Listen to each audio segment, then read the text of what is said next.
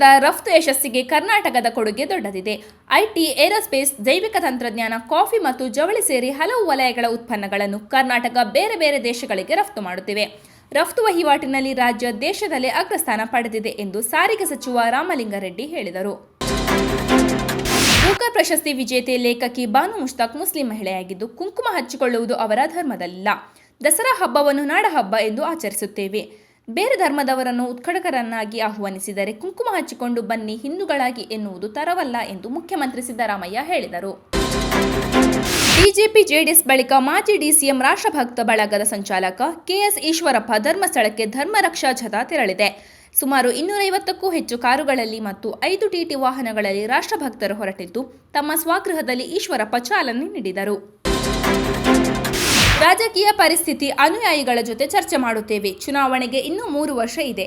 ಚುನಾವಣೆ ಕಾಲಘಟ್ಟದಲ್ಲಿ ಈಗ ನಾನೀಗ ಫ್ರೀ ಬರ್ಡ್. ಒಳ್ಳೆಯ ಕೆಲಸ ಯಾವತ್ತೂ ಸರ್ಕಾರಕ್ಕೆ ಬೆಂಬಲ ನೀಡುತ್ತೇನೆ ಎಂದು ಶಾಸಕ ಶಿವರಾಮ ಹೆಬ್ಬಾರ ಹೇಳಿದರು. ಮುಖ್ಯಮಂತ್ರಿ ಸಿದ್ದರಾಮಯ್ಯ ನಾಯಕತ್ವದ ಸರ್ಕಾರ ಇದು. ಅವರ ಜೊತೆ ಉಪಮುಖ್ಯಮಂತ್ರಿ ಡಿಕೆ ಶಿವಕುಮಾರ್ ಇದ್ದಾರೆ. ಇಬ್ಬರೂ ಸೇರಿ ಚೆನ್ನಾಗಿ ಕೆಲಸ ಮಾಡುತ್ತಿದ್ದಾರೆ ಎಂದರು. ದಿಲ್ಲಿಯಿಂದ ವರಿಷ್ಠ ನಾಯಕರೇ ಬಂದು ನನ್ನನ್ನು ಪಕ್ಷಕ್ಕೆ ಸೇರ್ಪಡೆ ಮಾಡಿಕೊಳ್ಳುತ್ತಾರೆ.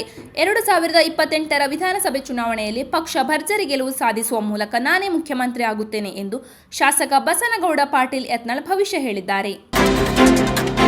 ಹೇಮಾವತಿ, ಯಗಚಿ, ವಾಟೆಹೊಳೆ ಜಲಾಶಯ ಯೋಜನೆ ಕಾಮಗಾರಿಗಳಿಗೆ ಸ್ವಾಧೀನವಾದ ಭೂಮಿಗೆ ಹೆಚ್ಚುವರಿ ಪರಿಹಾರ ಪಡೆಯುವ ಹುನ್ನಾರ ನಡೆಯುತ್ತಿದ್ದು, ಸರ್ಕಾರ ಕೂಡಲೇ ಎಚ್ಚೆತ್ತು ಹೈಕೋರ್ಟ್ಗೆ ಮನವಿ ಸಲ್ಲಿಸಬೇಕು. ಇಲ್ಲದಿದ್ದರೆ ಸಾವಿರಾರು ಕೋಟಿ ರೂಪಾಯಿ ನಷ್ಟವಾಗಲಿದೆ ಎಂದು ಶಾಸಕ ಎಚ್.ಡಿ. ರೇವಣ್ಣ ಹೇಳಿದರು. ವೋಟರ್ ಅಧಿಕಾರ ಯಾತ್ರೆಯ ನೇತೃತ್ವ ವಹಿಸಿರುವ ರಾಹುಲ್ ಗಾಂಧಿ ಸದ್ಯದಲ್ಲೇ ಸರ್ಕಾರ ವಿರುದ್ಧ ಹೈಡ್ರೋಜನ್ ಬಾಂಬ್ ಹಾಕುವುದಾಗಿ ಹೇಳಿದ್ದಾರೆ. ಇದೇ ವೇಳೆ ಬಿಜೆಪಿಯು ಕೂಡ ಕಾಂಗ್ರೆಸ್ ವಿರುದ್ಧ ಈ ವಿಚಾರವಾಗಿ ಸಿಡಿದು ನಿಂತಿದೆ. ಹಿರಿಯ ಕಾಂಗ್ರೆಸ್ ಮುಖಂಡ ಪವನ್ ಖೇರಾ ಬಳಿ 2 ವೋಟರ್ ಐಡಿ ಇವೆ ಎಂದು ಬಿಜೆಪಿಯ ಅಮಿತ್ ಮಾಳವೀಯ ಹೇಳಿದ್ದಾರೆ.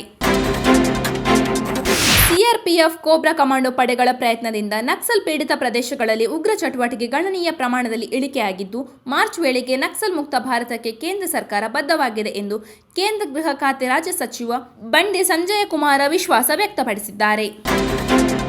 ಅಫ್ಘಾನಿಸ್ತಾನದ ಸ್ಪಿನ್ ಮೋಡಿಗಾರ ರಶೀದ್ ಖಾನ್ ಟಿ20 ಕ್ರಿಕೆಟ್ನಲ್ಲಿ ಹೊಸ ವಿಶ್ವ ದಾಖಲೆ ಬರೆದಿದ್ದಾರೆ. ಶಾರ್ಜಾದಲ್ಲಿ ನಡೆದ ಯುಎಇ ವಿರುದ್ಧದ ಪಂದ್ಯದಲ್ಲಿ ರಶೀದ್ ಖಾನ್ 4 ಓವರ್ಗಳಲ್ಲಿ 21 ರನ್ ನೀಡಿ 30 ವಿಕೆಟ್ ಕಬಳಿಸಿದ್ದರು. ಈ 3 ವಿಕೆಟ್ಗಳೊಂದಿಗೆ ಟಿ20 ಅಂತಾರಾಷ್ಟ್ರೀಯ ಕ್ರಿಕೆಟ್ನಲ್ಲಿ ಅತಿ ಹೆಚ್ಚು ವಿಕೆಟ್ ಕಬಳಿಸಿದ ಬೌಲರ್ ಎಂಬ ವಿಶ್ವ ದಾಖಲೆಯನ್ನು ರಶೀದ್ ಖಾನ್ ತಮ್ಮದಾಗಿಸಿಕೊಂಡಿದ್ದಾರೆ. ಕನ್ನಡ ಚಿತ್ರರಂಗದ ಹಿರಿಯ ಕಲಾವಿದರಾದ ವಿಷ್ಣುವರ್ಧನ್ ಹಾಗೂ ಬಿ. ಸರೋಜಾದೇವಿ ಅವರಿಗೆ ಮರಣೋತ್ತರವಾಗಿ ಕರ್ನಾಟಕ ರತ್ನ ಪ್ರಶಸ್ತಿ ನೀಡಬೇಕು ಎಂದು ಅಭಿಮಾನಿಗಳು ಒತ್ತಾಯಿಸಿದ್ದಾರೆ. ಜಯಮಾಲಾ, ಶ್ರುತಿ, ಮಾಳವಿಕಾ, ಅವಿನಾಶ್ ಮುಖ್ಯಮಂತ್ರಿ ಸಿದ್ದರಾಮಯ್ಯ ಅವರನ್ನು ಭೇಟಿ ಮಾಡಿ ಈ ಬಗ್ಗೆ ಮನವಿ ಸಲ್ಲಿಸಿದ್ದಾರೆ.